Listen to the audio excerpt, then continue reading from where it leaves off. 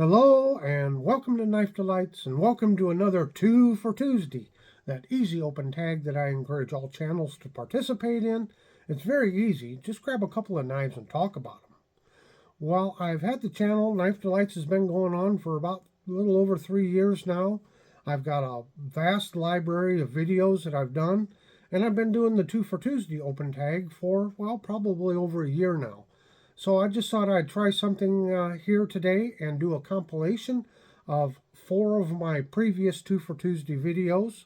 I will provide links to the full video down in the description box in case you want to watch the whole video. But I just thought this would be kind of fun to try out. Again, there's a lot of videos out there that new viewers might not have seen, and sometimes it's hard to go back into somebody's library and watch all the old ones. So just let me know what you think of this idea of doing a compilation of some of my videos, and go out and have yourself a very delightful day. Hey, on the table today we got us a pair of old timers, and I decided I'd kind of show one of the old ones versus one of the new ones. And before we get started here, this old timer here, this is a Stockman. This was sent to me by RJ's Knives. RJ, thank you so much for sending me this knife. He sent it to me quite a while back, and I never did get a review done on it. So here you go. We'll be talking about this Stockman. And, of course, this is one of the newer Chinese-made. And then this model here, it's a Jacknife. So we don't have a head-to-head comparison here because 2-bladed versus 3-bladed. But this kind of represents what the old-timers used to look like. So, again, here's a Stockman 3-bladed knife. And you know what? I think I need to put just a little bit of oil in here before we get going. But Schrade and the old timer, you know, that's a very historic brand. Schrade sure made a lot of knives in their day. Oh, sure. Look at that. Just a little drop of oil there. Sure makes a world of difference, doesn't it? Pretty good walk and talk here. Get just a little drop down in here. Doesn't take much. You don't want to put too much oil in there because oil does attract dirt and dust. So it'll make it gummy in there if you put too much oil. But anyway, so here's the clip point blade on this one. And there's your tang stamp. And then they went away from the old model numbers. And these must be the new model number designation. So this is a 114-3414. And as we turn it over, everybody's favorite blade, the spade blade. Now, isn't that a different looking spade blade? That is really different looking. Yeah. And then we have our sheep's foot, of course. Gotta have a sheep's foot. It's a Stockman. There's a kind of a look at the blade. Now here's an old timer I picked up in an antique store. And this is what I think of when I think of the old timer, this saw-cut Delrin. And it has brass liners also. Let me get up here and focus. Focus, please. There we go. Of course, 3-pin construction. Now, this knife has been used, but there's the pen blade. Somebody got a lot of use out of this. I have carried it. Again, it's a 2-bladed Jacknife. And there's your clip point on this one. And this is the 33 OT, Schrade, New York, USA. I grabbed what I believe are probably my most 2-carried EDC pocket knives. Now this one on the left is a Victorinox Economy Recruit. And it's called the Economy because it doesn't have the toothpick and the tweezers to it. I bought this sometime in probably the late 80s, and I carried it then and all through the 1990s, and probably even into the 2000s. I don't know. I carried this knife so much, as you can see, the logo is worn off, the white. You can see the logo imprint there, but the white is gone. So yeah. Now, I carried this knife back before EDC was a thing. It was just, you always had a pocket knife on you. That's how I was raised. And I used this knife a whole lot, as you can see. Pretty well butchered up that blade there too, didn't I? Yes, I did. So there it is. 4 or 5 years ago, I bought this Evogrip 11.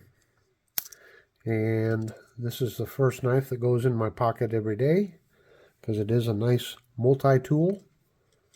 I really like the fact it has this Phillips screwdriver right here. I've used that a lot. But I wanted to showcase this Evogrip 11 because from what I understand, Victorinox is going to be, well, they're going to stop production on a lot of their knives. I think the Evogrip's line of knives will no longer be made. So if you've ever been wanting to get something like this, now might be the time to get it. So I just really love this knife. So this is I usually carry at least 2 knives.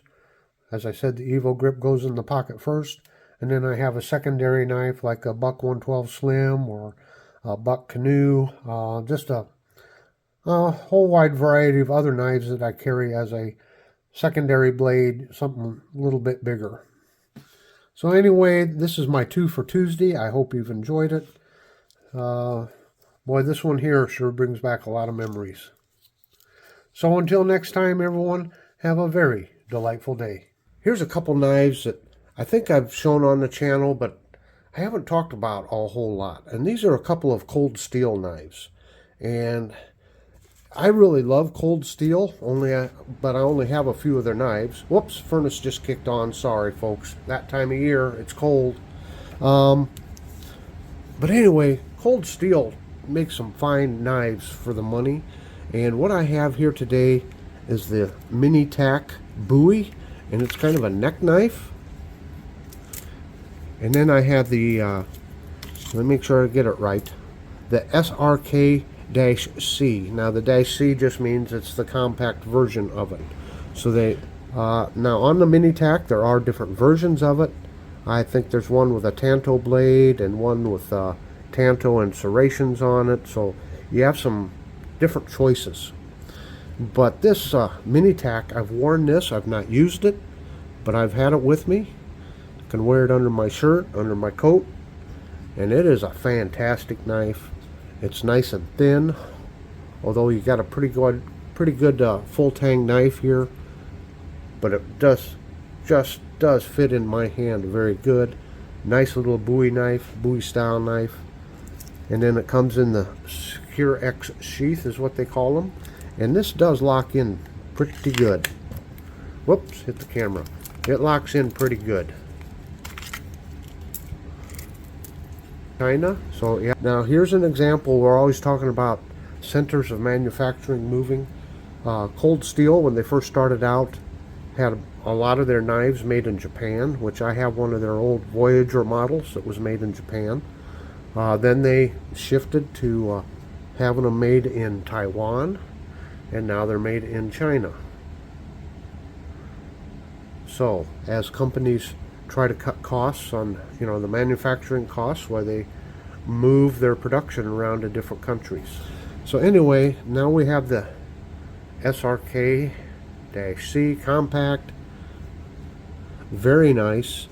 This handle material, I can't remember what they call it, but it is very grippy.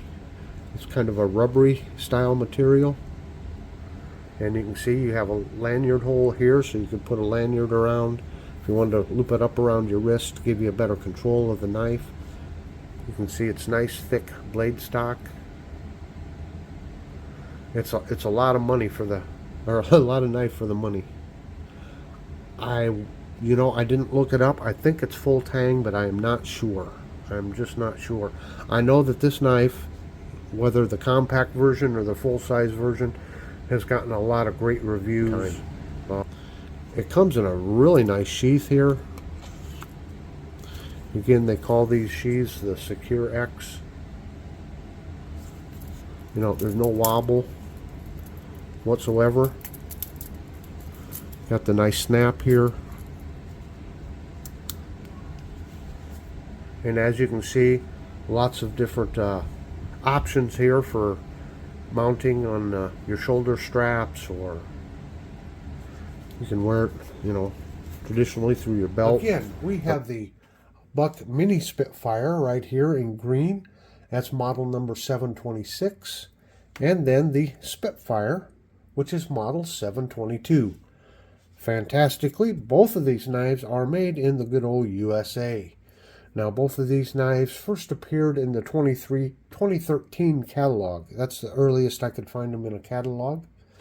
And they've been very popular knives. I know the Spitfire itself, over the years, has been one of Buck's top-selling knives. So we'll start out here with the Spitfire.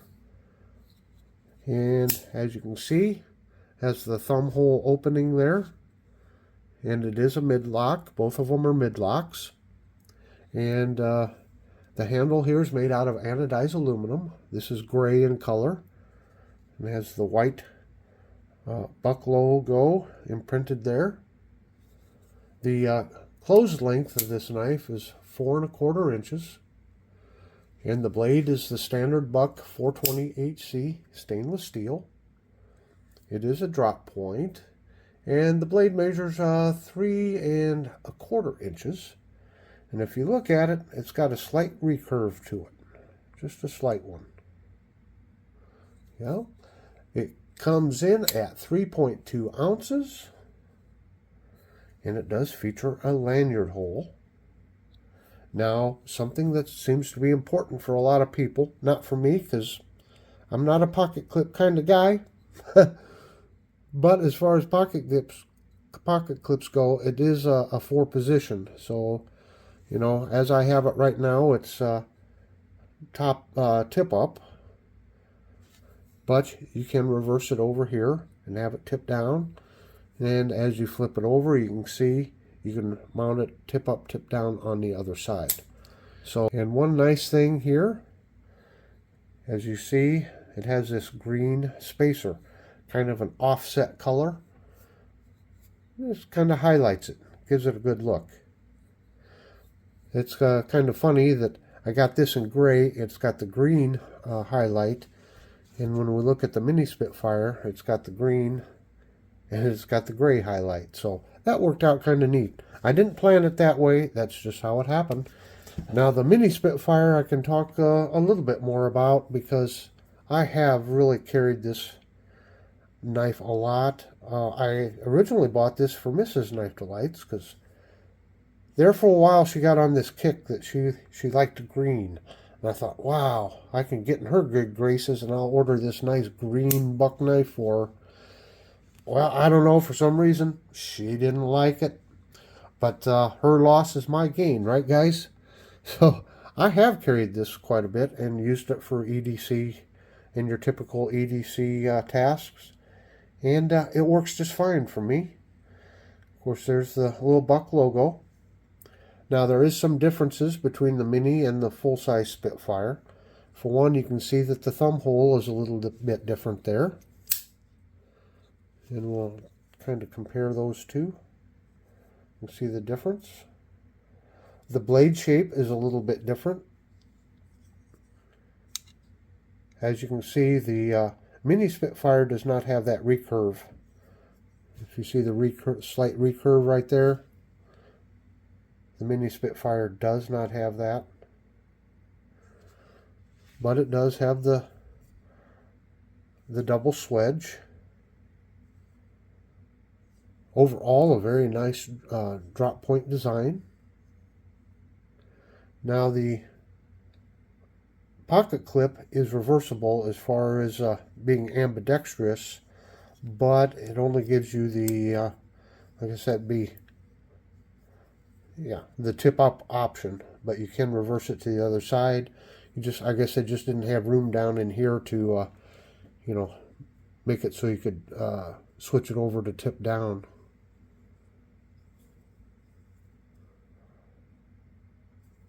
So again, this has Buck Standard 420 HC stainless steel. Nice stamp, Buck USA. Model number and date symbol. Does have a little bit of jimping right here. We'll just kind of put those side by side, let you look at them.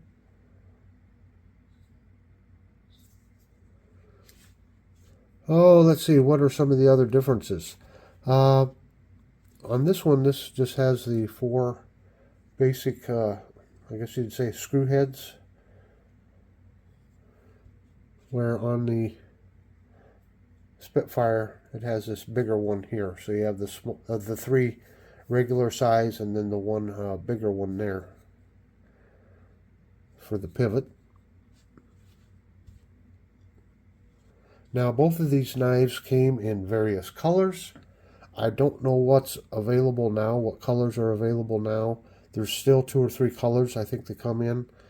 And I think that it's the Spitfire. Well, I know it's a Spitfire. If you go to the Buck website and pull up the Spitfire, you'll find that it is customizable. Now, I don't remember all the options they give you, but I think you can get different colored blades, different handle and different blade colors. I think it's engravable. The mini Spitfire I don't think is customizable, but I think it is engravable. So if you'd like to have your name engraved on it or something else engraved on it, you can. Of course, that's a little extra cost. But again, go to the Buck website and you can check out all that information.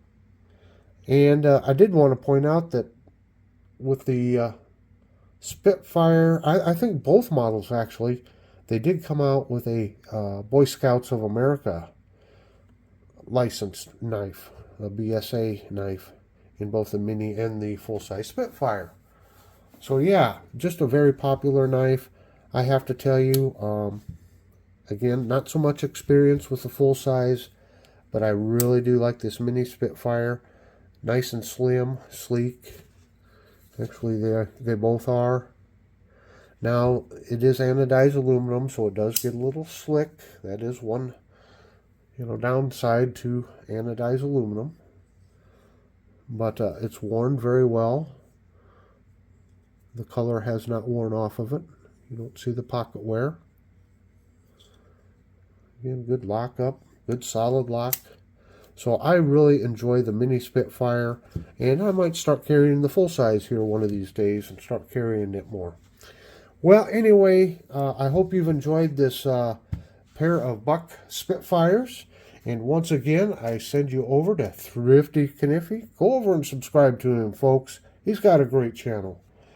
So until next time, have a very delightful day.